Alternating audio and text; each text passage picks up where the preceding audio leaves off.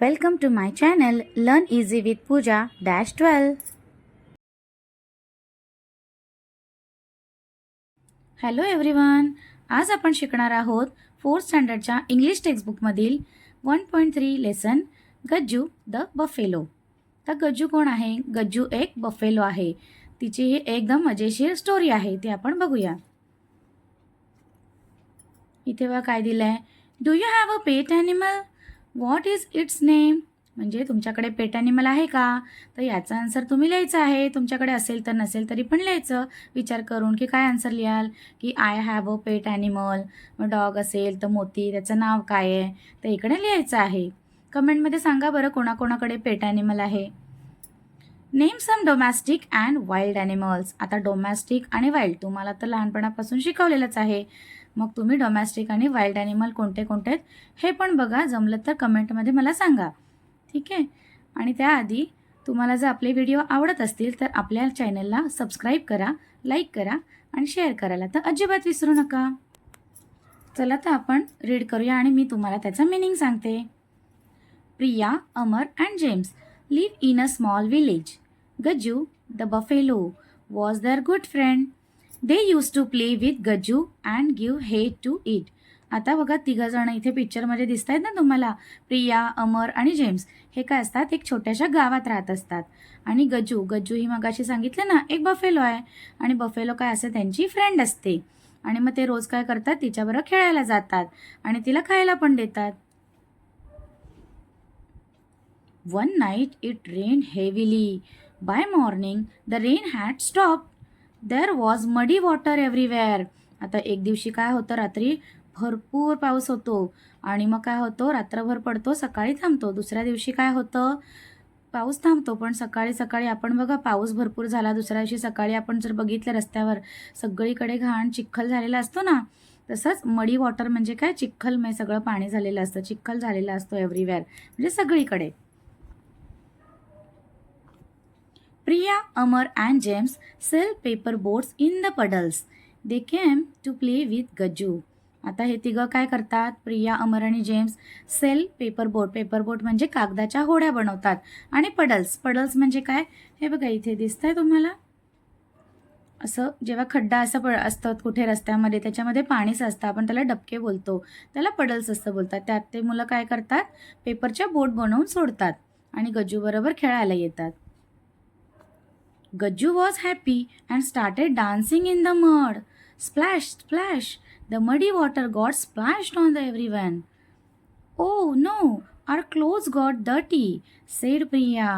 आता काय होतं, ते सगळे एकदम मस्त मज्जा करत असतात आणि गज्जूजवळ खेळायला आले तर गज्जू काय करतं, मडमध्ये डान्सिंग करायला लागते, म्हणजे अशी मज्जा करायला लागते. तिला खूप मस्त वाटतं चिखलात.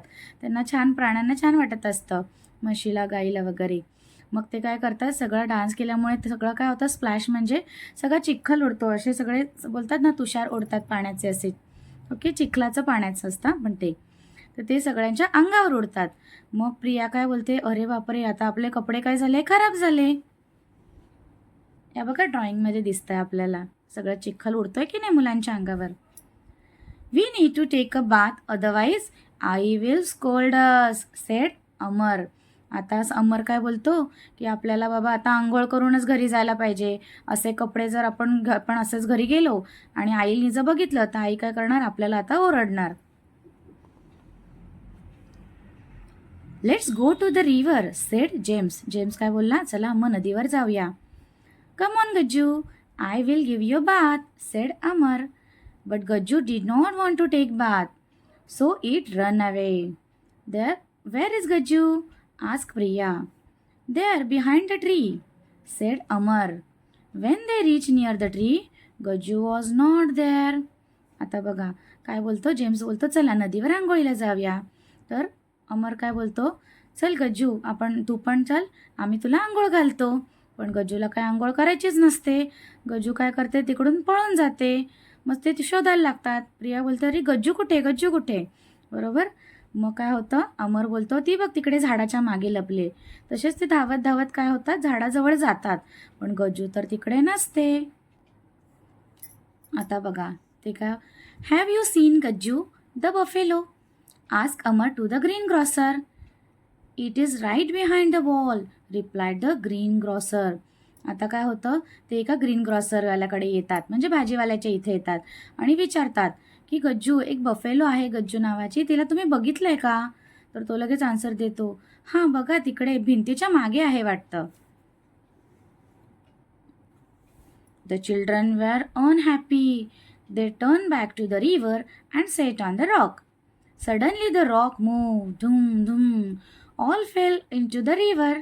It was not a rock. It was Gajju hidden in the river.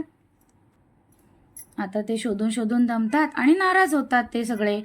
ते काय करतात, टर्न बॅक म्हणजे परत नदीवर येतात आणि एका रॉक म्हणजे मोठ्या दगडावर जाऊन बसतात. तेवढ्यात काय होतं, सडनली म्हणजे तेवढ्यात काय होतं की आवाज येतो धूम धूम आणि सगळेजण काय होतात, पाण्यात पडतात. का पाण्यात पडतात?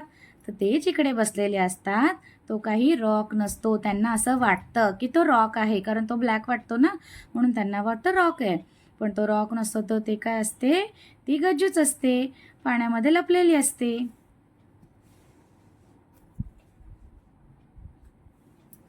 Gajju came out of the river and children came out too. Now no one needed to take a bath. No one was muddy. All laughed merrily. आता गज्जू पण पाण्यातून बाहेर येते आणि मुलं पण पाण्यातून बाहेर येतात. आता कोणाला अंघोळ करायची गरज असते का बरं? नाही, का गरज नसते, कारण ऑलरेडी ते पाण्यात पडल्यामुळे त्यांची अंघोळच झालेली असते. ते आता त्यांच्या अंगावर जराही चिखल नसतो आणि सगळे मस्त मज्जा करतात. मेरली म्हणजे आनंदाने खुश होतात ते. अशा तऱ्हेने मुलांना तुम्हाला ही स्टोरी कळलीच असेल, किती छान आणि मजेशीर होती की नाही. आता बघा इथे काही क्वेश्चन्स आहेत, पण त्याचे आन्सर मी तुम्हाला सांगणार आहे पार्ट 2 मध्ये. तर भेटूया आपल्या पुढच्या व्हिडिओमध्ये. Like, share and subscribe. Thank you. Take care and bye bye.